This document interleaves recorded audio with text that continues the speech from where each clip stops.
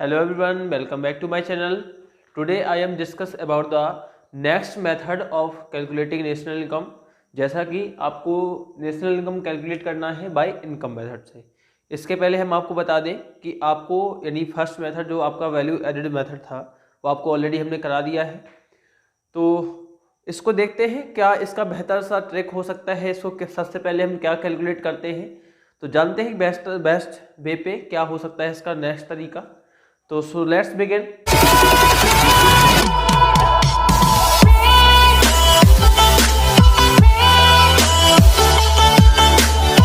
आपको फटाफट इसमें करना क्या है कि नेशनल इनकम कैलकुलेट करनी है आपको इनकम मेथड से। सबसे पहले आपको समझना है इनकम का मतलब क्या है। इनकम का मतलब है आप जो भी सोर्स ऑफ इनकम से कमाते हो। तो आपको बता दें कि सबसे पहले अगर इनकम मेथड आप यूज कर रहे हैं तो आपको NDPFC को देखना है। यानी इस मेथड में सबसे पहले जो आप निकालने जाओगे वो आपको निकालना है NDPFC। अब बोलो सर कि NDPFC निकलेगा कैसे। मैंने कहा इस NDPFC को आप डोमेस्टिक इनकम भी बोलते हो, बट इसको निकालने के लिए आपको 3 कैटेगरी में हमने इस चीज को डिवाइड कर रखा है। अब आपको मैं सिर्फ अभी लिख रहा हूं, लेकिन इसको याद करने का क्या तरीका है आप उसको बेहतर तरीके से पहले समझिए कि ये होता क्या है। एक्चुअल में आपको जैसे मैं एज अ प्रैक्टिकल चीजें बताने वाला हूं तो आप समझिए जरा इसमें होता क्या है।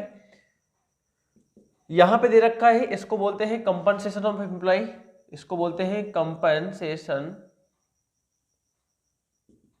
ऑफ एम्प्लॉय,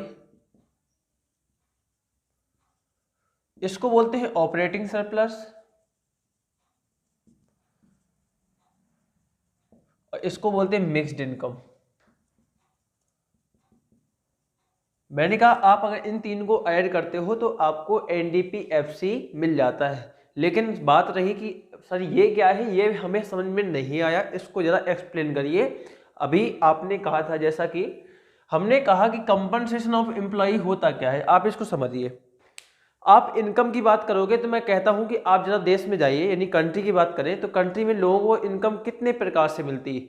मैंने कहा कुछ लोग नौकरी करते हैं, जॉब करते हैं तो उनको पैसा मिलता है। मैंने कहा बिल्कुल सही, आपको देखना है कि जो हमारे कंट्री में एज अ एम्प्लॉय काम करते हैं तो उनके लिए कुछ कंपनसेशन मिलता होगा। हमने कहा बिल्कुल मिलता है। मैंने कहा जरा सोचिए कि उनका जो कंपनसेशन मिलता है वो मैक्सिमम कितने प्रकार से मिल सकता है। तो मैंने इस चीज को डिफाइन कर रखा है। हमने कहा वेजेस इन काइंड कैश मिल सकता है, वेजेस इन कैश मिल सकता है, वेजेस इन काइंड मिल सकता है, या एक और हो सकता है आप उसको कह सकते हो कि employers contribution, employers contribution to social security, social security schemes. बोल सर ये क्या चीजें हैं, थोड़ा सा आप समझाइए कि ये क्या किसी एम्प्लॉय को मिलता भी है कि नहीं मिलता। मैं जस्ट सोचिए, मैंने कहा जो भी आपके कंट्री में जो भी एम्प्लॉयर्स के रूप में आज के समय में एम्प्लॉय के रूप में, एम्प्लॉयर्स और एम्प्लॉय का डिफरेंस भी पहले समझिए कि एम्प्लॉय वो व्यक्ति होता है जो काम करता है और एम्प्लॉयर वो व्यक्ति है जो काम को देता है। ठीक है, तो आप इस चीज को समझिएगा। हमने कहा यहाँ पे एम्प्लॉयर्स कंट्रीब्यूशन है, जो सैलरी देने वाला है उसके द्वारा कंट्रीब्यूशन किया गया हो एम्प्लॉय के लिए कोई भी सामाजिक यानी सोशल सिक्योरिटी स्कीम, जैसे कि रिटायरमेंट में पेंशन देना, ठीक है, उसका किसी प्रकार का कोई स्कीम लॉन्च कर देना, उसकी कोई भी मेडिकल ट्रीटमेंट करा देना, ये कहीं ना कहीं एक कंट्रीब्यूशन होता है जो कि सोशल सिक्योरिटी स्कीम के रूप में काम करती है। बोले सर ये रेम्यूनरेशन है, मेरे को बिल्कुल रेम्यूनरेशन है। जब आप किसी के यहाँ पे काम कर रहे हो तो आपको या तो कोई पैसा देगा, यानी आपका जो वेजेस है, आपकी जो मजदूरी है, जो आपकी सैलरी है, या तो पैसे में देगा। हो सकता है कोई आपको पैसे में ना दे करके कोई वस्तु के रूप में आपको आपका कंपनसेशन पे कर दे। बोले सर हाँ हो सकता है। मैंने कि जब इन दोनों के प्रकार से कर सकता है तो ये दोनों का आपको मिल सकता है वेजेस एंड सैलरी आपको एक कंबाइंड फॉर्म में मिल सकता है। जब आपको ये दोनों मिल जाता है, तीसरा आपको employers contribution to social security scheme के रूप में एक तीसरा और ढूंढ लेना है। कहीं ऐसा तो नहीं है कि कहीं एज अ एम्प्लॉय आपको उसने पैसा ना दिया हो, ना कोई चीज़ दी हो, उसने आपके लिए कुछ मतलब समाज में कुछ हित कर दिए हो, आपको रिटायरमेंट में एक साथ पेंशन दे दे, या कुछ और भी प्रकार की चीज़ें होती हैं जो आपको दे सकता है। बोले सर और क्या प्रकार की चीज़ें हो सकती है? मैंने कहा आपका फ्री ट्रीटमेंट करा दिया हो, आपको खाने की व्यवस्था करा दी हो, कहीं ना कहीं आपको बहुत सारे घर दे सकता है, आपको बड़ी सुविधाएं दे सकता है। तो बोले सर ये कंपनसेशन ऑफ एम्प्लॉय के रूप में हमें इनकम मिली, हमने उसको रख लिया। बोले सर हाँ इनकम तो है। अब बात करते हैं कि कुछ लोगों को इनकम होती है ऑपरेटिंग सरप्लस में। चार चीज़ें आती हैं में, चार चीज़ों में क्या है आप इसको भी ध्यान दीजिए। इन चार चीज़ों में मैंने कहा कि अगर व्यक्ति को सैलरी नहीं मिल रहा, उसकी जॉब नहीं है, तो हो सकता है उसके पास मकान हो, तो हो सकता है उसको रेंट मिल रहा हो, रेंट, रॉयल्टी, इंटरेस्ट और प्रॉफिट। ऑपरेटिंग सरप्लस में मेनली जो इनकम की कैटेगरी बांटी गई है वो आपका रेंट, रॉयल्टी, इंटरेस्ट और प्रॉफिट। मैंने सर ये ध्यान दीजिए कि जब कंपनसेशन ऑफ एम्प्लॉय के रूप में जरूर ठीक है, जो व्यक्ति जॉब करता है उसको इस प्रकार से मिल सकता है, लेकिन ऑपरेटिंग सरप्लस में क्या है? ऑपरेटिंग सरप्लस में मैंने कहा वो डिफरेंट इनकम आती है जो आपको डिफरेंट तरीके से मिलती है। बोले सर किस प्रकार से? मैंने कहा हो सकता है आपके पास मकान हो, आपको उसका एक रेंट मिलता हो, वो भी आपके लिए एक इनकम है। अब सर ये रॉयल्टी क्या है? मैंने कहा रॉयल्टी एक ऐसी चीज होती है, ये भी एक तरह से आपके लिए इनकम होती है, बट जो रेंट और रॉयल्टी में डिफरेंस होता है वो आपको ये देखने को मिलता है कि जो रॉयल्टी होती है वो किसी स्पेसिफिक चीज को आप यूज करने के लिए देते हो, यानी कंजप्शन के लिए देते हो। जैसे मेरे खेत है, सपोज मैं खेत में एक फैक्ट्री लगाने के लिए दे दूं तो वो मेरा रेंट कहलाएगा, लेकिन इसी खेत में कह दूं कि आप इसको कुछ भी करिए, चाहे इसकी मिट्टी निकाल लीजिए, आप चाहे कुछ भी करिए, तो यहाँ पे आपकी वो भी एज अ इनकम है। तो रेंट में ये डिफरेंस है कि रेंट में आप किसी भी चीज को डिस्ट्रॉय नहीं कर सकते हो, वहां से कुछ भी निकाल नहीं सकते हो, बट रॉयल्टी में आप देते ही इसलिए हो कि आप इसमें माइनिंग कर सकते हो, आप इसकी मिट्टी निकाल सकते हो, जितना आप निकाल सको। तो ये मोस्टली जो रॉयल्टी होती है वो माइनिंग सिस्टम के लिए होती है, कहीं आपको मिट्टी निकलाना है या कहीं बालू, अब पत्थर के जो डिफरेंट इसके प्लांट्स होते हैं उस पर रॉयल्टी की इनकम आती है। फिर तीसरा है आपका इंटरेस्ट। इंटरेस्ट का मतलब है जो भी आपके पास पैसा है, सपोज मेरे पास पैसा था, मैंने किसी को ब्याज पे दे दिया, अब वो मुझे एक एज अ इनकम इंटरेस्ट देगा, तो वो मेरे लिए एक इनकम बन करके आएगी, तो वो भी मेरे लिए इनकम होगी।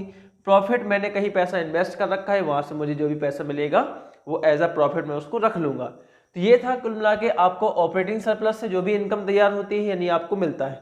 अब बोलो सर कि सपोज हमें कैसे इसमें कैलकुलेट करना होगा। मैंने कहा पहले तुम्हें जाना है compensation of employee, operating surplus और मिक्स्ड इनकम। अब मिक्स्ड इनकम को भी समझ लीजिए, फिर आपको कैलकुलेट कैसे करना है अब आपको फटाफट एक न्यूमेरिकल के हिसाब से समझाएंगे भी। तो आपको करना क्या है, mixed income of self employed. मैंने कहा सर ना मेरे पास जॉब थी ना मेरे पास ये सारी इनकम थी, अब मैं एक ऐसा व्यक्ति जो मैं सेल्फ एम्प्लॉयड था, यानी सेल्फ एम्प्लॉयड का मतलब मैं खुद का ना किसी की जॉब कर रहा था, मैंने खुद की शॉप रखी थी। अब जरा सोचिए कि मैंने वहां पे खुद इन्वेस्टमेंट किया है, मैं खुद एज अ एम्प्लॉय वहां पे काम कर रहा हूं। अब जरा समझिए मैं अपनी इनकम को मैं सैलरी मानूं या प्रॉफिट मानूं या क्या मानूं, मैं बताइए जरा। तो मैंने कहा भाई तुम ऐसी कंडीशन है कि मैं वहां पे खुद मेरी शॉप है, मैं वहां पे एज अ ऑनर भी काम करता हूँ, एज अ एम्प्लॉय भी काम करता हूँ, मैं ही दुकानदार के रूप में ग्राहक को मैं ही सामान देता हूँ, मैं ही उससे पैसे लेता हूँ, मैंने ही उसमें पैसा लगाया भी है। तो देखो वो इनकम मुझे समझ में नहीं आ रही कि मैं कैसे कैलकुलेट करूँ। वो मेरी सैलरी होगी या मेरा रेम्युनरेशन होगा या मेरा प्रॉफिट होगा। मैंने कहा तुम परेशान नहीं हो, अगर तुम सेल्फ एम्प्लॉयड हो तो तुम अपनी इनकम को मिक्स्ड इनकम के नाम पे दे सकते हो, अपना मेरा मिक्स्ड इनकम कहलाएगी। यानी जितने भी सेल्फ एम्प्लॉयड लोग होते हैं उनकी जो भी इनकम होती है उसको मिक्स्ड इनकम बोलते हैं। अब बोले सर आपने समझा तो दिया, लेकिन क्या ये डायरेक्ट मिल जाएंगे? हमने बिल्कुल मिल जाएंगे। अगर कंपनसेशन ऑफ एम्प्लॉय आपको नहीं मिलता है तो आपको इन तीनों में से किसी को ढूंढना है। अब ये तीन नहीं मिलते तो आपको सीधे सीधे जीरो रख देना। ऐसा हो नहीं सकता कि आपको या तो वेजेज एंड सैलरी के रूप में मिल जाएगा, वेजेज एंड सैलरी के रूप में मिल जाएगा, या डायरेक्ट कंपनसेशन ऑफ एम्प्लॉय अगर मिल जाता है तो आपको फिर कहीं जाना ही नहीं है। कंपनसेशन ऑफ एम्प्लॉय का डायरेक्ट जो भी वैल्यू होगा आपको उसको रख दीजिएगा। ऐसे ही इसमें आपको क्या करना है, ऑपरेटिंग सरप्लस अगर आपको मिलता है तो आपको नीचे तो जाना ही नहीं है, इन सब चीज़ों को ढूंढना ही नहीं है। फिर अगर आपको ऑपरेटिंग सरप्लस नहीं मिलता है तो आप इन चार चीज़ों को ढूंढिए। रेंट मिल जाएगा, नहीं मिलता जीरो ले लो। रॉयल्टी मिल जाएगा, नहीं मिलता जीरो ले लो। इंटरेस्ट मिल जाएगा, नहीं मिलता तो जीरो ले लो। बट आती है प्रॉफिट की बात। तो प्रॉफिट के एक्चुअल में 3 पार्ट होते हैं जो आपको समझना पड़ेगा। मैंने कहा सर मेरे कंपनी में जो भी था प्रॉफिट था 100 रुपीज़ का। अब देखिए इसको आपको कैसे डिस्ट्रीब्यूट कर देता है जो आपकी समझ में आना चाहिए। मैंने कहा प्रॉफिट क्या होता है, हम लोग एक्चुअल में क्या करते हैं उसको बांट देते हैं। अब कैसे बांटते हैं, मैंने कहा एज अ डिविडेंड, जो भी उसके ऑनर्स थे मैंने उनको डिविडेंड के रूप में 80 रुपीज़ डिस्ट्रीब्यूट कर दिया। अब सपोज मेरी फर्म को प्रॉफिट हुआ था तो उसने टैक्स भी पे किया होगा गवर्नमेंट को। हमने कहा कॉर्पोरेट टैक्स जो भी हमने पे किया, तो एक्चुअली मेरी इनकम तो वो भी थी, मैं तो उसको भी कैलकुलेट करूंगा, मेरी इनकम में ऐड करूंगा कि ये भी प्रॉफिट है, भले ही मैंने उसको टैक्स दे दिया। तो कॉर्पोरेट टैक्स के रूप में अगर मैंने 5 रुपीज़ पेमेंट कर दिया है तो इसको भी मुझे ऐड करना पड़ेगा। और एक होता है कॉर्पोरेट सेविंग इस प्रकार की सेविंग होती है जो मैं अपने पास सेव करके रख लेता हूँ, यानी ना तो मैं इसको डिस्ट्रीब्यूट करता हूँ शेयर होल्डर्स को, ना मैं किसी भी प्रकार का कहीं कुछ नहीं करता, इसको बस अपने पास रख लेता हूँ। इसी को एक दूसरा नाम बोला जाता है अनडिस्ट्रीब्यूटेड प्रॉफिट। यानी आपको अगर प्रॉफिट नहीं मिलता है तो आप इन 3 चीज़ों को फाइंड करिए।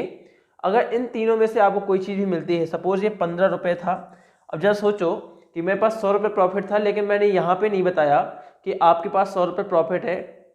मैंने कहा एज अ डिविडेंड मैंने 80 रुपये बांट दिए का मतलब वो मेरा प्रॉफिट का हिस्सा था, कहीं ना कहीं वो मैंने शेयर होल्डर्स को बांट दिया है। तो यहाँ पे ये डिविडेंड के रूप में हम लोग ऐड कर लेंगे। फिर कॉर्पोरेट टैक्स दे रखा होगा, नहीं दे रखा है तो आप 0 मान लीजिए। अगर आपको अनडिस्ट्रीब्यूट प्रॉफिट या कॉर्पोरेट सेविंग में से कोई भी चीज़ दे रखी है तो आप इन तीनों चीज़ों को ऐड करके प्रॉफिट पे पहुंच सकते हैं। अगर आपको प्रॉफिट दे रखा है तो फिर आप इन चीज़ों को किसी को भी ध्यान नहीं देना है, आपको ऑलरेडी प्रॉफिट रख देना है जो भी होगा। इसका मतलब है कि आप इन सब चीज़ों से जाओगे प्रॉफिट में, इन सब चीज़ों से जाओगे ऑपरेटिंग सरप्लस में। तो जैसे ही आप इन सब वैल्यू को पुट कर देते हो और मिक्स्ड इनकम आपको डायरेक्ट दे रखी होगी, इसका कोई भी ऑप्शन नाम नहीं होता है। आप इस चीज़ को समझ कर रख लीजिए, बहुत ही आसान है, आप जरा समझ के चलिएगा, कोई दिक्कत नहीं आने वाली। जब आपको समस्या आती है तो एक बार मुझे कमेंट पे जरूर बता दीजिएगा। मैंने कहा जब आप इतनी मेहनत करोगे तब आपको डोमेस्टिक इनकम मिलने वाली है। क्या मिलने वाली है? डोमेस्टिक इनकम मिलने वाली है, यानी जिसको आप NDPFC बोल देते हो। बोल सर ये बात, मैं कि बिल्कुल यही बात।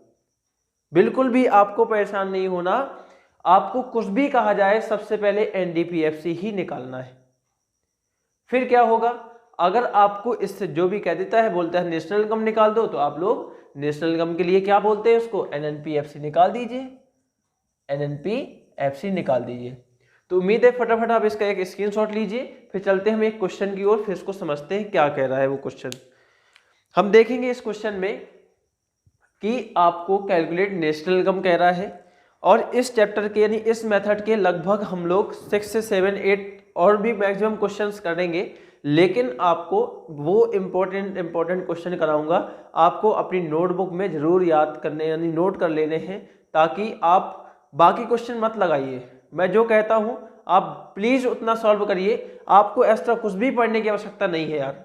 मतलब आपको अपने आप को परेशान करना है तो अलग बात है, प्रैक्टिस करिए, प्रैक्टिस करने के लिए मना नहीं करता हूं, लेकिन शॉर्ट स्टडी कैसे की जा सकती है, आपका रिवीजन कैसे हो सकता है, वो बेहतर यहाँ पे आपको मिल जाएगा।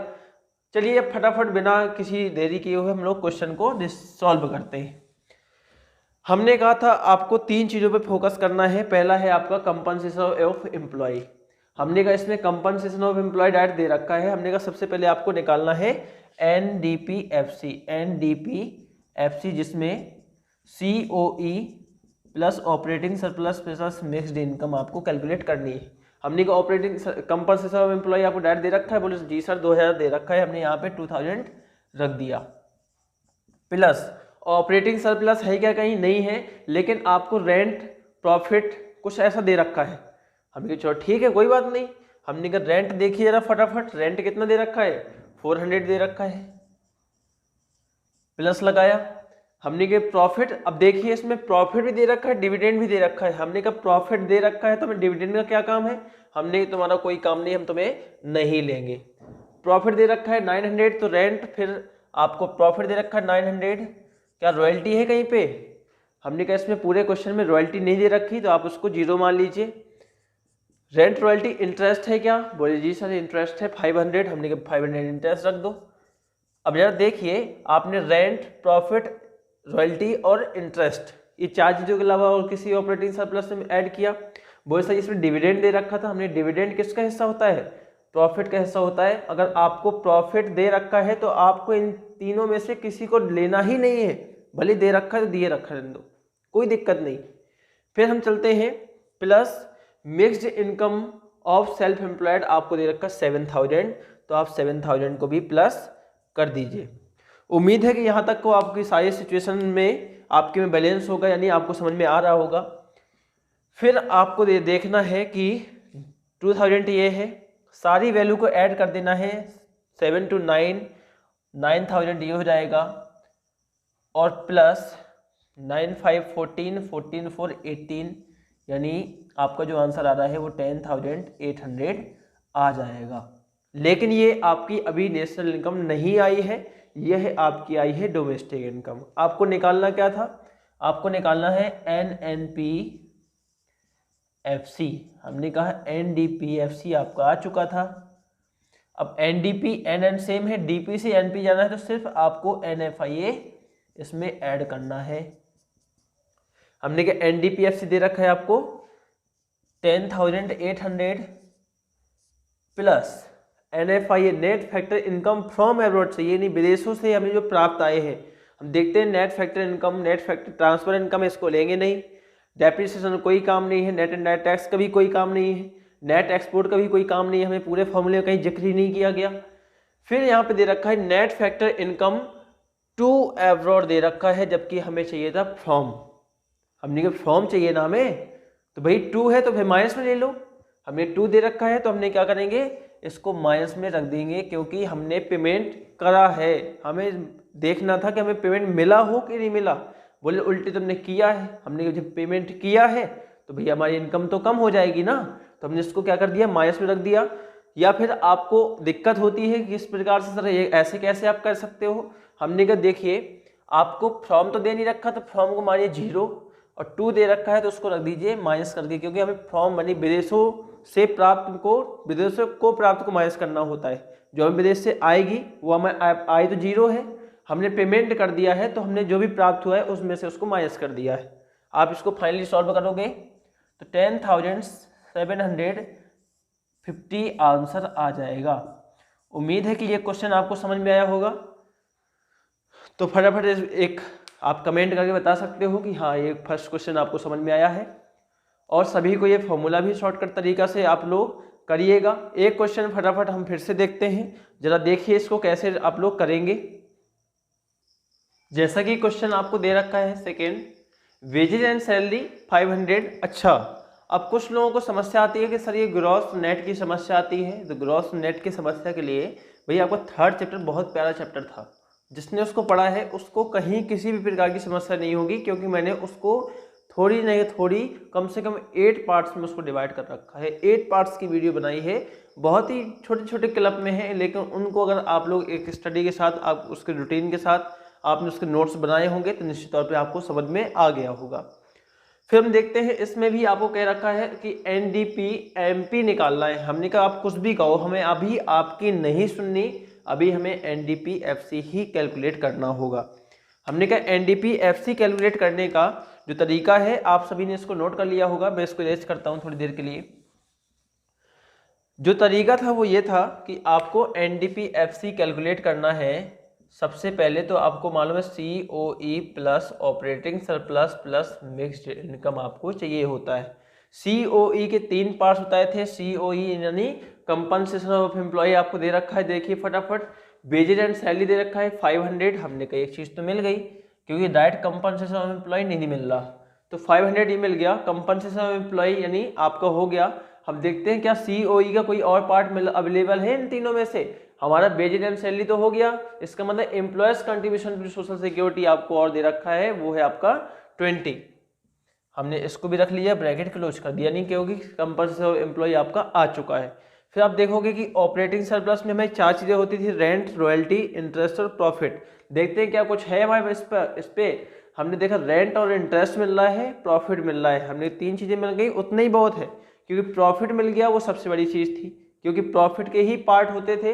बाकी रेंट रॉयल्टी इंटरेस्ट अगर ये मिलते हैं तो ठीक है, नहीं मिलता तो आप 0 रख दीजिए, कोई आपको देरी नहीं लगानी है, बिल्कुल भी सोचना नहीं है।